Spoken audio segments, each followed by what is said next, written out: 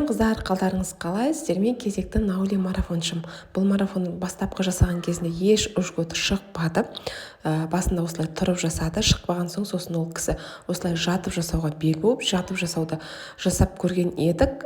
Бірден уже ақырындап ұжгуттың алғашқы белгілері пайда бола бастады. Қарасаңыздар, жатып жасаған кезінде ұжгут ортадан анық жай көріне бастады. Яғни сіздер Наули жасаған кезде бір әдіс сіздерге сәйкес келмесе, онда басқа әдіспен жасап көрулеріңіз керек. Сонда сіздер ақырындап ұжгутты шығаратын боласыздар. Міне жатып жасағаннан кейін уже біз 18-ші күні 18-іне қарасаңыздар, ұжгутымыз әжептәуір анық байқалды. Яғни екі бүйіріміз ішке тартылып, ортадан ұжгут анық байқалды. Сосын енді бұл марафоншыма тұрып жасаңыз деп айттым. Сосын бұл кісі қайтадан тұрып жасауға бел буды. Осылай тұрып жасаған кезіне ертеңіне бірдеммен алғашқы 5 ұжгут шығарды. Қараңыздар, бұның өзі де бір үлкен ерлік.